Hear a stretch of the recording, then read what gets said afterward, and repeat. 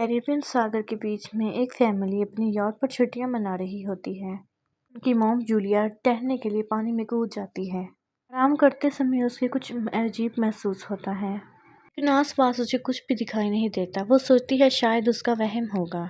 Second बाद फिर वही अजीब सा एहसास होता है।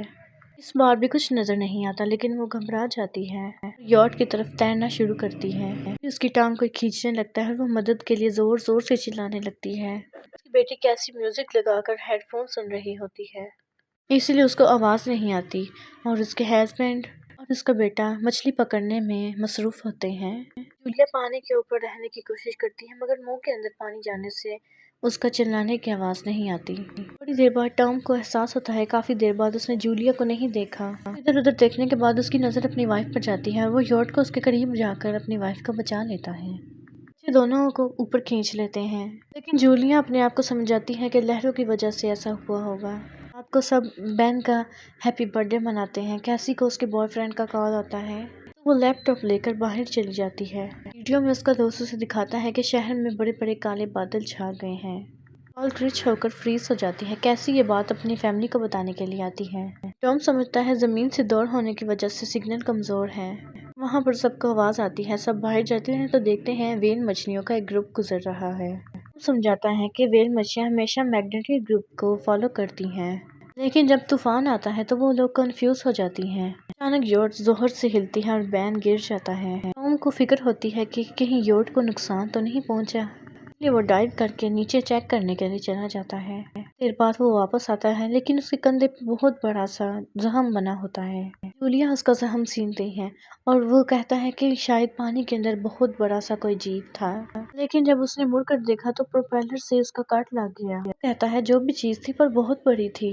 टॉम को यार्ड पर काफी नुकसान दिखाई देता है, इसलिए उनको मदद बुलानी पड़ती है। जूलिया बार बार रेडियो पर कोशिश करती है। कैसी फोन पर सिग्नल ढूंढती है, लेकिन कुछ भी काम नहीं करता। तभी कैसी को एक अजीब सा जीव दिखाई देता है।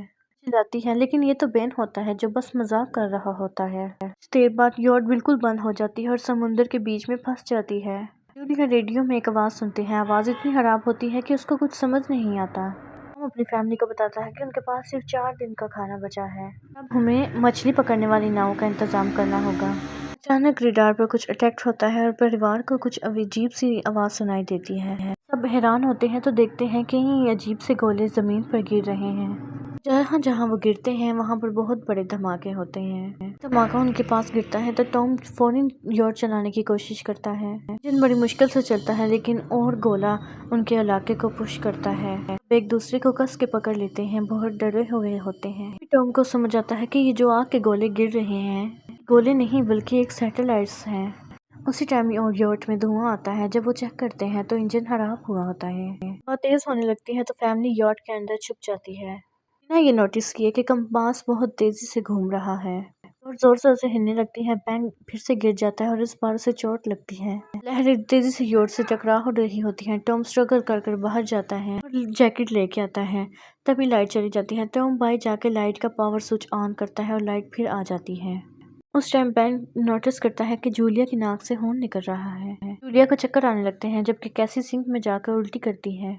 टॉम रेडियो ट्राई करता है पर सिग्नल नहीं मिलते। अचानक तेजी से हवा आती है और हवा बहुत ज्यादा स्ट्रॉन्ग हो जाती है। जूलिया दरवाजे बंद करने की कोशिश करती है पर एक हैच खुल जाता है और खिड़कियां तोड़ने लगती हैं। टॉम एक फ्लेयर चलाता है और थोड़ी देर बाद खत्म हो जाता है। अगली देर बाद फैमिली सुबह उठती है तो देखती है कि वो उस टॉम से बच गए थे, पर यॉट बहुत तबाह हो जाती है। जब वो बाहर आते थे तो देखते हैं समुद्र का पानी तो गायब हो चुका है।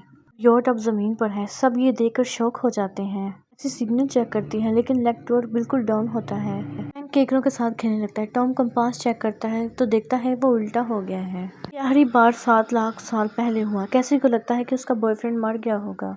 टूट जाती है। जब जूलिया उसे समझाने आती है तो कैसी उसको दूर कर देती है, छुपने चली जाती है। जूलिया और टॉम बाकी सप्लाईज देखते हैं। अपने बर्थडे बलून से पत्थर से बांध देता है ताकि शायद कोई बचा हुआ सर्वाइवर देख ले। टॉम फिर रेडियो ट्राई करता है और इस बार एक आदमी से कनेक्शन हो जाता है। उसका नाम नाउ होता है। एक सबमरीन का कैप्टन होता है। उसकी सबमरीन भी लैंड में अटक गई है। कंफर्म करता है कि मैग्नेटिक रिपोल्स रिवर्स हो गए हैं, इसलिए ओशन पीछे हट गया है और जमीन डूब गई है। कहता है कि अभी तक उसने और सर्वाइवर नहीं देखे थी। ओशन सिस्टम बिल्कुल डाउन हो गए हैं। लगता है कि शायद एक हफ्ते बाद समुंदर पॉल्स की मदद से वापस आ जाएगा। फैमिली को वार्न कर रहा है कि जितना जल्दी हो सके ऊंची जगह चढ़ जाओ। जब पानी वापस आ जाएगा तो बहुत खतरनाक होगा।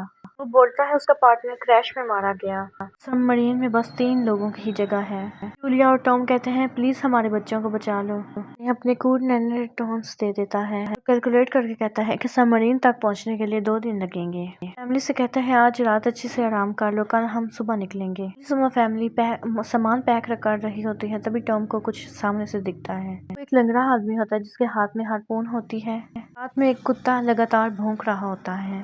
टॉम उसके पास जाता है और उसे पानी की बोतल देता है, लेकिन वो आदमी कुछ ऐसी जुबान में बोलता है टॉम को समझ में ही नहीं आता। पीने के बाद वो अजनबी टॉम के सिर पे बोतल मारता है, चेहरे पे जोर से टांग मारता है। जूलिया डर के मारे भागती है, लेकिन तब तक देर हो चुकी है। वो आदमी टॉम के पेट में हारपून घुसा देता है। टॉम कुछ देर तक तड़पता है तो फिर उसकी गर्दन भी काट देता है और फिर आदमी वो जूलिया के पीछे भागता है पर हारपून फेंकता है जिससे उसके कंधे पे चोट लग जाती है। जूलिया दर्द सहते हुए योट के अंदर भागती है। उसे कहती है छुप जाओ। वो दरवाजा लॉक करते हैं। कैसी और बेन एक कबर्ड के अंदर छुप जाते हैं। उन्हें एक फ्लेयर गन पकड़ाती है और खुद एक चाकू लेकर बाथरूम में छुप जाती है। दरवाजे पर जोर जोर से धक्के मारकर अंदर आहट में घुस जाता है। पहले तो वो खाना उठाता है, फिर योट में इधर उधर अंदर से ढूंढने लगता है। वो बाथरूम की तरफ जाता है, लेकिन जूलिया समझदारी से वो छोटे से छेद के अंदर से निकल जाती है। आदमी समझता है कि जूलिया भाग गई है। जैसे ही वो इधर जाती है तो उसका कुत्ता उसको देखकर भौंकने लगता है। तो उसके ऊपर जब पड़ता है तो जूलिया चाकू से उसे मार देती है। की चीख सुनकर वो आदमी बाहर आता है। वो अपने कुत्ते की लाश देखकर आग बगोला हो जाता है। बीच जूलिया जॉर्ज के दूसरी साइड में जाने की कोशिश करती है। वो चढ़कर टूटी हुई खिड़की के अंदर से घुसने लगती है, लेकिन वो आदमी पहले ही वहां पहुंच जाता है। वो उसे पकड़कर जोर से मुक्का मारता है, लेकिन वो नीचे गिर जाती है। जूलिया फर्नीचर पकड़कर बचने की कोशिश करती है, लेकिन वो आदमी उसे लात मारकर दूर फेंक देता है। वो उसकी कलाई पर पैर रख देता है ताकि वो चाकू छोड़ दे। फिर उसके बाल पकड़कर उसका चेहरा जमीन पर जोर जोर से मारने लगता है। सोफे पर फेंक कर उसका गला दबाने लगता है। ये सब कुछ देख रहे होते हैं। कैसी बाहर निकल कर फ्लेयर गन चलाती है, सीधा उस आदमी को लगती है और वो जल उठता है और योट में आग लगने लगती है। ये उसी वक्त भाग जाते हैं, लेकिन जूलिया वापस आती है। एक किक मार के गिराती है मैक और बैग उठाती है। वहाँ से भाग जाती है। बेन और कैसी अपने पापा के पास जाकर रोने लगते हैं। जूलिया भी उनके साथ बैठ के रोने लगती है और तीनों उन आंसुओं के साथ टॉम को आखिरी अलविदा कहते हैं। वो डरावना आदमी योट से बाहर आता है तो फैमिली फिर से भागने लगती है। कुछ देर बाद योट एक धमाके के साथ उठती है। थोड़ी देर बाद वो किसी झरने के पास आकर रुकते हैं ताकि थोड़ी देर आराम कर सके। कैसी सोचती है वो पागल आदमी उनकी तरफ गुब्बारे देकर आया था। ये सुनकर बैन अपने आप को कसूरवार मानने लगता है। जूलिया उसे समझाती है कि इसमें उसकी कोई गलती नहीं, सबको आगे बढ़ने को कहती है क्योंकि वो आदमी अभी भी उनके पीछे है। में वो छोटे से तालाब के पास बैन एक मरी हुई हैमर शार्क को मरते हुए देखता है। वो ये देखकर हैरान होता है। फिर वो देखती है कि वो आदमी बहुत करीब आ रहा है। दौड़ते हैं और एक रेत के टीले से नीचे गिर जाते हैं। यहाँ पर उन्हें जहरीला कचरा दिखाई देता है। उन्हें बड़ी मुश्किल से वहाँ से पार करती है और वो लगता है कि उस आदमी से उन लोगों ने पीछा छुड़ा लिया। चलते चलते उन्हें मरे हुए बड़े बड़े एनिमल्स और समुद्र के नीचे से सारा प्लास्टिक नजर आता है। धीरे धीरे चलने लगता है। जूलिया समझ जाती है वो हाइड्रेशन के करीब है। सबको रुकने को कहती है। जब वो पानी की बोतल देती है तो उसको झटका लगता है। बोतल में पानी लगभग खत्म हो जाता है। कैसी को एहसास होता है उसने बोतल ठीक से बंद नहीं की थी। जूलिया गुस्से से चिल्लाती है लापरवाही की वजह से पानी खत्म हो गया। जवाब करती है फर्क क्या पड़ता है, वैसे भी हम बचने वाले नहीं हैं। बीच लंबी बहस होती है, लेकिन फैमिली आगे चलती रहती है। देर बाद उन्हें एक क्रैश हुआ प्लेन मिलता है। अंदर कुछ हिलता जुलता देख सब डर जाते हैं, लेकिन वो कुछ परिंदे होते हैं। लेकिन फैमिली देखती है हम रात यहीं पे गुजारेंगे। थोड़ा सा स्नैक शेयर करते हैं। जूलिया को टॉम की पॉकेट में एक फैमिली फोटो मिलती है, जिसे देखकर उसका दिल टूट जाता है। उसे पूछती है मॉम आप और डैड की लव स्टोरी क्या थी। जूलिया मुस्कुरा कर कहती है टॉम हॉस्पिटल में मेरा पेशेंट था। उसने एक दिन फूल और एक प्यारा सा गाना सुनाकर अपना प्यार जताया था। रात के बीच में कैसी प्लेन से बाहर जाती है। अभी वो डरावना आदमी उसे पीछे से पकड़ने की कोशिश करता है। जूलिया अचानक से पीछे से उस पर टूट पड़ती है। बार बार चाकू से वार कर उसे मार देती है। कैसी अपनी मोम को गुस्सा ठंडा करते हुए उसे गले लगा लेती है। अगली सुबह उस की लाश पर कीड़े झुंड पड़े होते हैं। नोटिस करती है उसके शरीर पर कहीं काटने के निशान हैं। इस एरिया में कोई खतरनाक जीव छुपा हुआ है। जैसे ही वो वहाँ से बाहर निकलते हैं, केकड़े उसके मुंह से बाहर निकलने लगते हैं। घंटों बाद जूलिया और कैसी एक मैप देख रही होती हैं। बैन धीरे से आगे निकल जाता है, चिल्लाती है रुक जाओ, लेकिन बैन एक तालाब में पानी पीने लगता है। ये फौरन से उसे खींचकर बाहर कर लेती है, समझाती है कि अनजान पानी उसे बीमार कर सकता है। वो बहुत ज्यादा तेज हो जाती है तो फैमिली अपने सिर को कपड़े से ढक लेती है।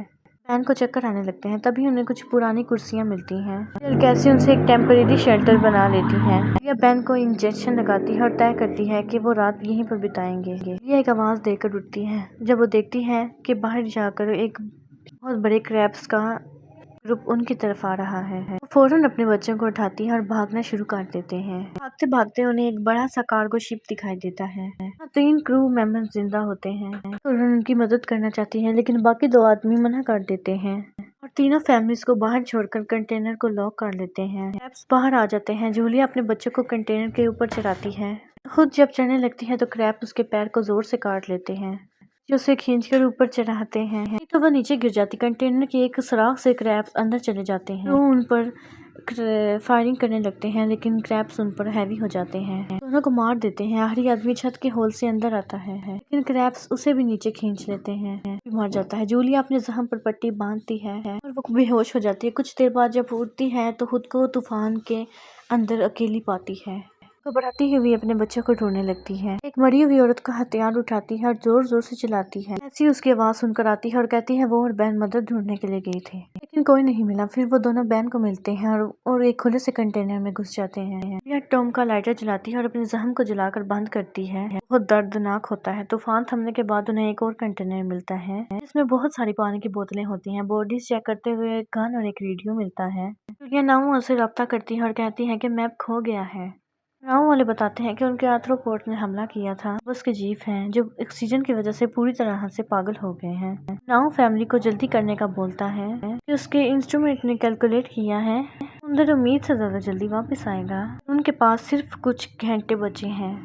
फ्लेयर शूट करता है और फैमिली उसी तरफ जाना शुरू कर देती है। लंबी मेहनत के बाद फैमिली को एक टूटा हुआ टॉयलेट मिलता है जिसमें बैन वॉशरूम करता है। अब उन लोग कुछ मेहनत के बाद सबमरीन के पास पहुंच जाते हैं, लेकिन वहां पहुंचने के लिए उन्हें बहुत ज्यादा बड़ा चट्टानी रास्ता पार करना होगा। जैसे ही वो रास्ते से गुजरते हैं दीवारें हिलने लगती हैं, पत्थर गिरने लगते हैं, जिससे एक भयानक लैंडस्लाइड हो जाता है। जूलिया उसी वक्त अपने बच्चों को धक्का देती है और खुद भी उसी वक्त हट जाती है कि कुछ नहीं न जाए। अब एक पत्थर की दीवार उनके बीच आ गई है। जूलिया कहती है कि वो उसके बिना आगे बढ़ जाए, लेकिन कैसी मना करती है, जोर देती है कि उसकी माँ को उसके ऊपर से चढ़ने की कोशिश करनी चाहिए। बहस होती है और जूलिया चिल्लाने के बाद वादा करती है कि वो अपने बच्चों को ढूंढ लेगी। दूर होकर कैसी अपने भाई को आगे खींच के ले जाती है। बच्चे चट्टानी रास्ता चढ़कर सबमरीन की तरफ भागते हैं, लेकिन वहां पहुंचकर देखते हैं लाउन खून में लथपथ पड़ा बाहर खड़ा है। समझाता है कि उसके लिए अब सब खत्म हो गया है और अब बच्चे सबमरीन ले सकते हैं। सोचकर कि एक्स्ट्रा जगह होगी, कैसी ढूंढने के लिए अपनी माँ की तरफ वापस आती है। जूलिया केकरों को अगता हुआ देखती है और फायरिंग शुरू कर देती है। कुछ केकरों को तो वो मार देती है, लेकिन झुंड बहुत बड़ा होता है और सबसे लड़ना मुश्किल हो जाता है। उसी वक्त कैसी दीवार के ऊपर दिखाई देती है, हाथ आगे बढ़ाती है और जूलिया अपने घायल पाँव की वजह से तेजी से तरफ ऊपर बढ़ना शुरू होती है। मदद से वो दूसरी तरफ पहुंच जाती है और दोनों सबमरीन की तरफ पहुंच जाते हैं। बैन पहले से ही ऊपर खड़ा होता है, फायर खोल देता है ताकि केकरी डिस्टर्ब रहें जब तक वो दोनों ऊपर नहीं चढ़ जाती। क्रेन नाव के शरीर तक पहुंचकर उसे खाने लगते हैं। जूलिया गन उठाती है और फायरिंग जारी रखती है। जब बच्चे सबमरीन के अंदर चले जाते हैं तो जूलिया की गन की गोलियां भी खत्म हो जाती हैं, तो जूलिया भी अपने बच्चों के साथ अंदर चली जाती है। अपनी हैच को अच्छे से लॉक करती है। केकरों को सबमरीन के चारों तरफ से देखती है। इसी वक्त पानी समुद्र का वापस आ जाता है। तीनों फौरन अपनी सीटों पर बैठकर बेल्ट पहन लेते हैं, एक दूसरे का हाथ पकड़ लेते हैं। लैने सबमरीन को जोर जोर से इधर उधर फेंकना शुरू कर देती हैं। जूलिया को पूरी जर्नी के विजन दिखने लगते हैं। ऐसी उल्टी कर देती है। जल्दी से वो हाइजे आवाज वापस आती है। फैमिली बेहोश हो जाती है। कुछ देर बाद जूलिया और बच्चे होश में आते हैं। वो खुद को जिंदा देखकर बहुत खुश होते हैं। वो हैच अनलॉक करके बाहर निकलते हैं। देखते हैं लहरों ने सबमरीन को एक तबाह शहर में गिरा दिया है। अब जिंदा रहने और नई जिंदगी शुरू करने की उम्मीद है। और इसी नई किरण के साथ इस फिल्म को दिखाते हुए इस फिल्म की कहानी यहीं पर खत्म हो जाती है।